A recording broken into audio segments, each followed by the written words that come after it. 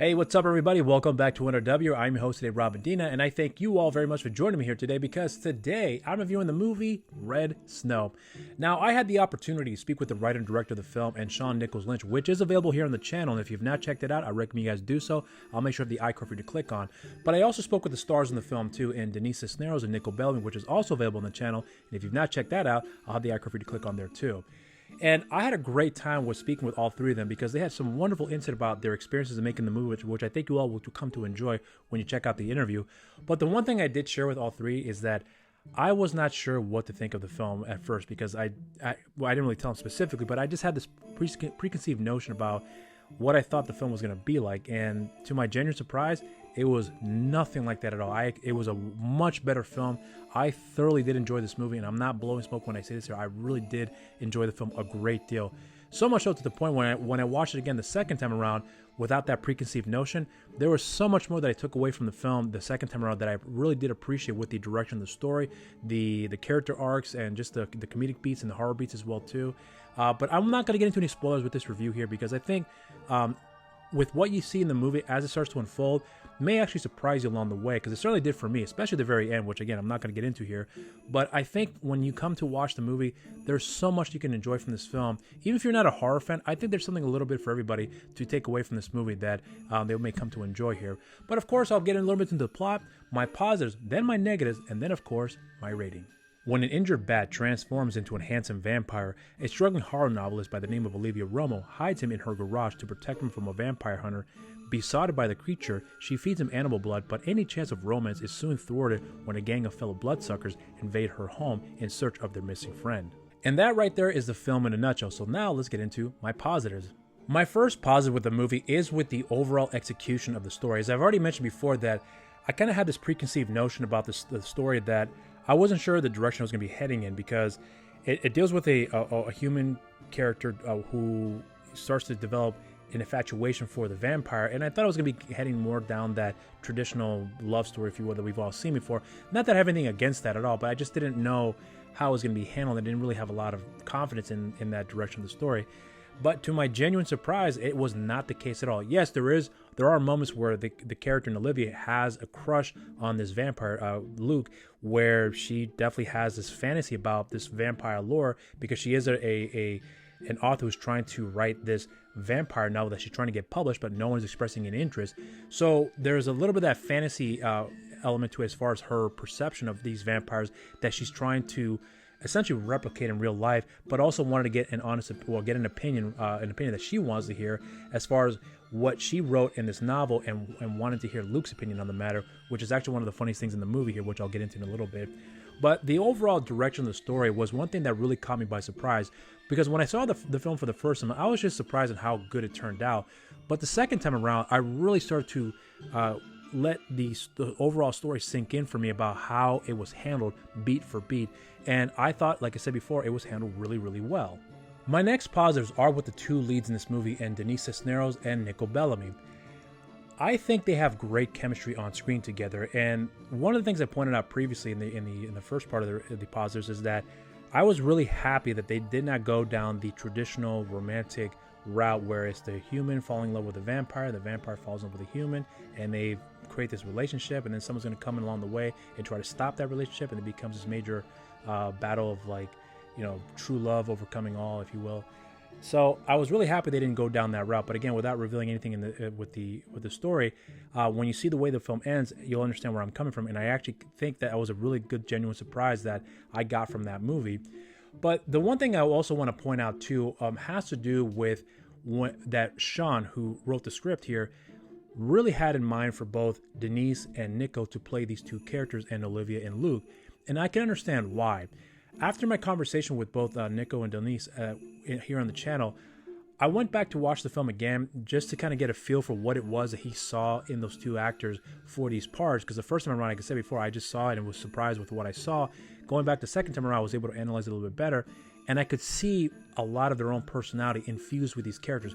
it's clearly not a carbon copy of themselves. That's quite obvious, but I could see what it is that he probably saw in them that he could bring out in these characters and bring out a lot of their strengths when it comes to their performances, and then be able to expand on other areas as well too, to flex out their acting muscles, if you will, that I think they've done really good in this movie. One thing I want to point out too is that with the character of Olivia, played by Denise, you can clearly see that she has this fantasy about how she looks at the vampire lore, and when she finally gets to meet a real life vampire, it's all that preconceived notion about, oh my God, we can probably fall in love, and he can help me write my story, because she's a novelist as well too, but her books aren't getting published because no one really cares for them because they don't think it's that good.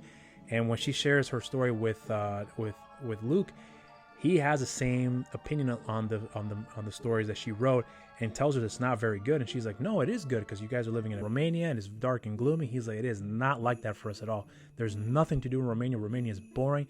No one wants to live in castles. They're dirty. We want to go out and have fun and go out to clubs. And she's like, are you serious? And it was a big wake up call for her. It was a culture shock for her in a lot of ways, where she just did not think it was like that. But here's this one vampire telling her it is like that. So he's giving her a lot of these good ideas about what she could do to make the story better. And she seems a little resistant, and then she kind of falls into the idea like, okay, I like this approach, but she still very much wants to make it her own thing. But regardless of that, though, that particular conversation really kind of set the tone about where they were in their relationship, and you can start to see the trajectory of the relationship change along the way. So I really did appreciate how they both had handled that. But the other thing I want to point out too, in reference to the conversations, that the script in this movie, in my opinion, is really, really good. I'm not trying to make a comparison by saying that this is a Quentin-esque type of conversation. That's certainly not what I'm implying here, but there is a realism with that conversation.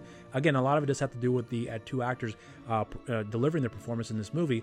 They've done so well that, again, there's an authenticity behind these characters whenever they're speaking, that you really do believe what they're saying, and you don't really necessarily question their motives. Along the way, there's certain things they do that you do question whether or not if they're really coming from a legitimate spot, and then if their motivation is even in the right place for them. But regardless of that, though, I think that what they've been able to do in providing certain complexities behind these characters, they've done a phenomenal job, in my opinion. The other positives is with the directing under Sean, because Sean, in my opinion, had done a really good job in giving a certain look to the film that when I saw the film for the very first time, I remember there was a certain familiarity with the look of the film that I just couldn't put my finger on. So upon hearing with what he had wanted to go for the movie and kind of giving it his hallmark feel to it, when I saw the film the second time around, I could see that. But he had also had shared before that he had met a bit of resistance from his DOP, along with some other people that were working on the film in the post-production, that didn't really like that idea so much. They felt like it was a little too on the nose for that sort of stuff. And he did listen to their opinion and actually use their ideas to kind of give it a very balanced look in terms of the brightness of the film, along with some of the more subtle things and keeping it dark when it was absolutely necessary. But it's not a very dark looking film by any means. It's a very bright looking movie, but it's on that borderline of that hallmark feel to it that we've gotten from those type of films, but it's not very much like that with the story. So it's a balance of a little bit of everything, but more so on the bright side, if anything else. But it's all very consistent across the board, so it never feels at a place where it's too bright, too dark. It's all consistent all across the board. The other thing I also want to highlight about Sean is that he edited the movie as well too, and if I recall correctly, he does edit on a full-time basis as far as his full-time job is concerned, I believe for film and also for television shows, if I'm not mistaken. So you can clearly see that his areas of expertise when it comes to the editing was handled beautifully in this movie as well. So it never felt choppy, it never felt misplaced in any way or shape or form. It's all pretty coherent, and it works flawlessly in that regard. But as far as his direction of the story is concerned and putting the shots together, there are moments where it's a pretty straightforward looking as far as like the placement of the camera, which is done really, really well. But there are moments where you kind of get these weird Dutch type angles where feeling that little uneasiness and that tension sort of rising, which I thought was done really well as well too. And it never felt out of place. So there's a very consistent thing about the look of the film, the feel of the film, and the direction of the story, the editing, that all looks very good in my opinion. So to Sean's credit here, I think knowing that I believe this is the second film, if I'm not mistaken, he had done a really good job with putting the pieces all together here. Of course, taking the time to listen to other people and using their ideas to help make the story and putting in making the final cut look as good as it does now. The other thing I want to point out are with the villains in this movie. Now, for me personally, I do like the villains, but I don't mind getting to the mixed aspect of this review and the positives here, because for me, the positives in this regard here certainly outweigh the negatives here for me. But what I'm pointing out is this. When you first get to meet the characters in the movie, it's in the very beginning of the film, and then you don't see them for a while, which is fine.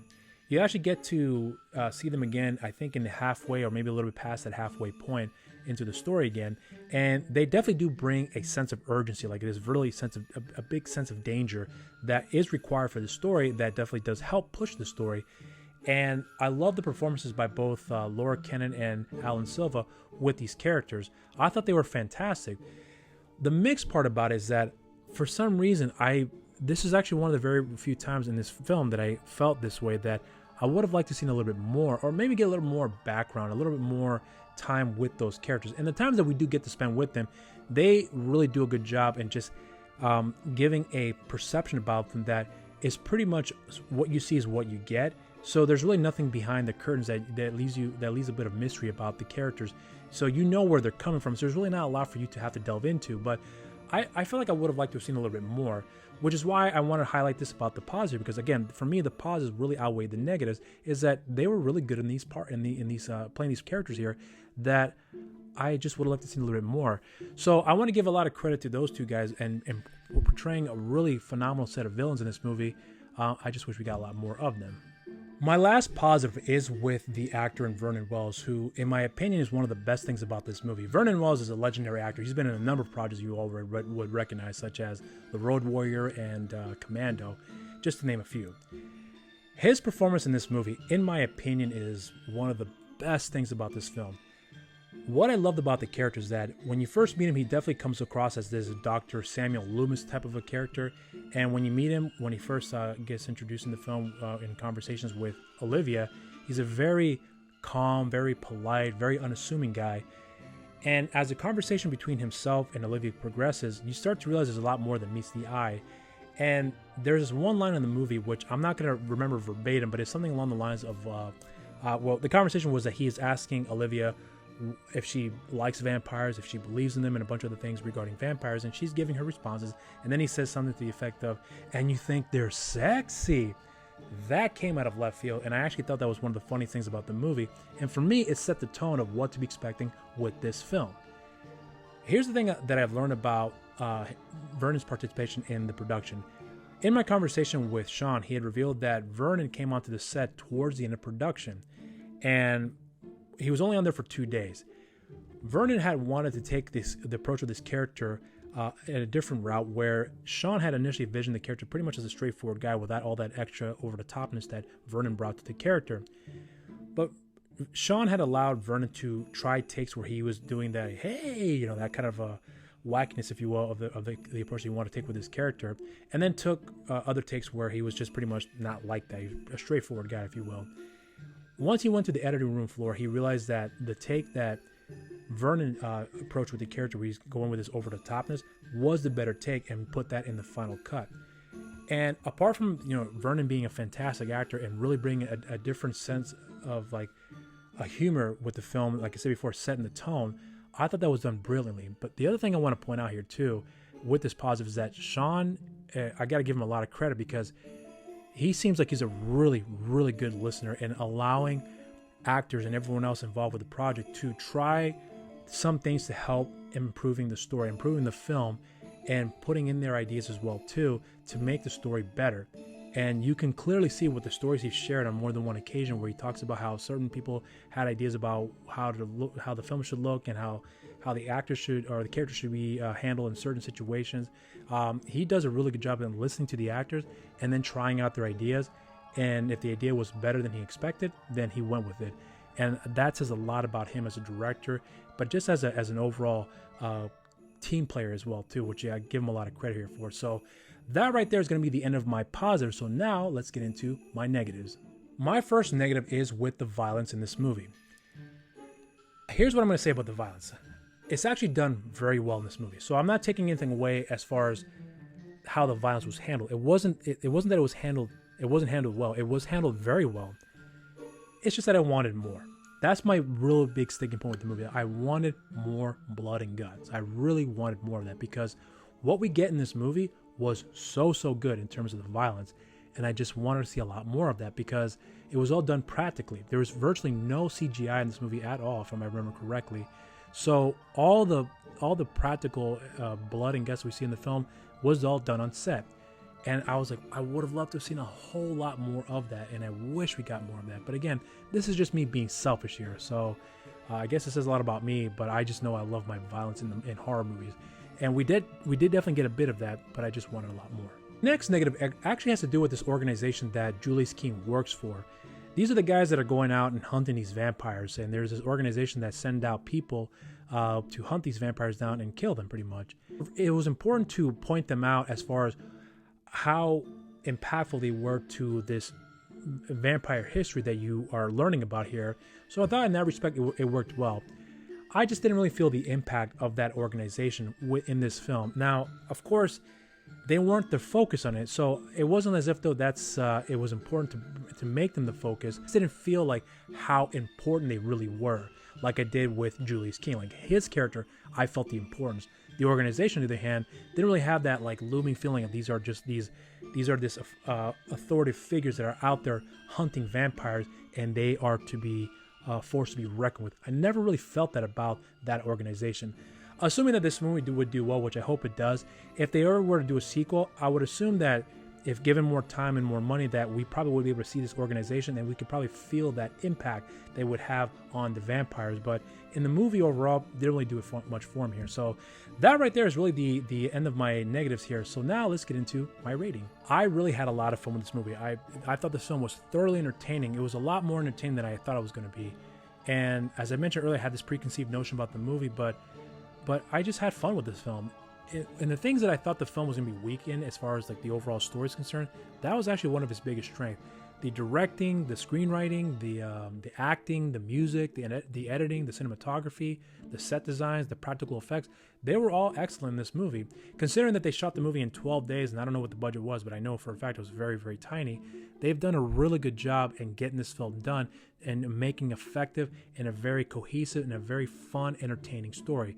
And what more can you want from a film? And I don't think you have to be a horror fan to really enjoy this movie. I think you really can enjoy the film for what it is. And I know that the horror genre is an acquired taste, but honestly, there's so much about this movie that I remember thinking the second time when I was watching it, that anyone who's not a fan of horror can still enjoy the film, because the characters are interesting, the story's fantastic, and it's just a fun, entertaining story. So for me, I give this movie a raise a glass. And those are my thoughts on the movie. This film will be released on DVD and VOD on December 28th. So if you have seen the movie, let me know what you guys think in the comment section down below. And while you're doing that, if you haven't done so already, subscribe to the channel, and also make sure you share and like the videos and hit that notification bell while you're down there. Follow us on our social media accounts on Instagram and Facebook, new release Wednesdays, and on Twitter at the NRW. Follow me on my social media accounts on Instagram, Rob_Medina0585, on Twitter, RobMedina0585, and on Facebook, simply just Rob Medina. And I also have a show on the channel called You're So Cool with Rob Medina, and we have social media for the show as well. On Instagram, You're So Cool with Rob Medina, and on Twitter, You're So Cool WRM. And I want to thank you all very much for joining me here today. I hope you guys enjoyed this review, and until next time, everybody, stay safe out there, and cheers.